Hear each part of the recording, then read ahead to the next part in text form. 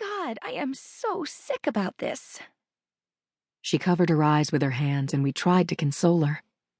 When her drink came, she downed half of it in one gulp.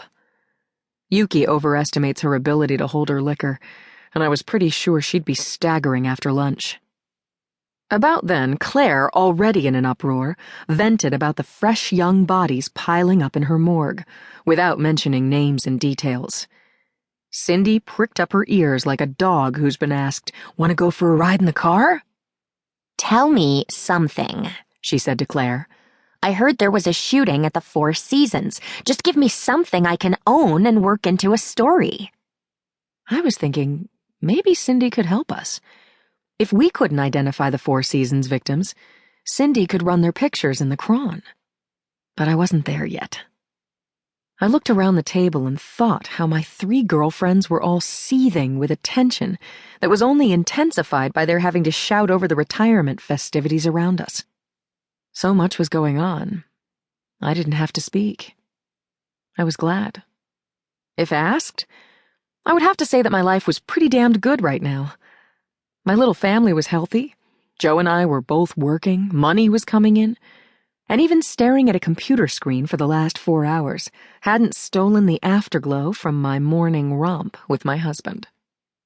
It didn't occur to me to think how fast things can change. Just like that. Chapter 11. I returned from lunch to find Conklin dumping the remains of his Chinese takeout into the wastebasket. He said, "The security chief sent over lobby footage from before and after the set we've already screened. Maybe those dead kids in 1418 came in around lunchtime." I asked Inspectors Lemke and Samuels to view the 8:30 p.m. to midnight footage and gave them printouts of the mystery blonde. Then I reset my ponytail, cracked my knuckles, and sat down next to my partner. "Let's do it," I said. The video flashed onto my screen. At timestamp 12:30 p.m., the elegant lobby was humming with guests as well as local business people heading for the entrance to MKT, the hotel's restaurant. Conklin and I sat shoulder to shoulder for the next 3 hours, looking for dead people walking, occasionally shaking out our legs, using the facilities. By the time the day shift started punching out, my eyes were gritty and my temples were pounding. But I was still watching the video when the timestamp read 3:27 p.m. I hit pause. There was a girl hanging around the front desk in jeans and a quilted jacket, a mile of bulky scarf around her neck. Was she one of the private investigator kids who'd been shot in room 1418? I was about to say, "Look at her," when she turned toward the elevator, and I saw her face. Damn it. She was not the girl in 1418, not by a mile. At that precise moment, Conklin was pointing at a different part of the screen. "I think I saw this guy on the later footage," he said. He circled the cursor around a big man who was facing away from the camera, wearing a bulky coat and a knit cap.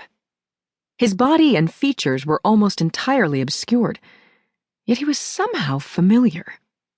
"He reminds me of Dugan," I said, referring to the security chief. Conklin said, "That's not Dugan.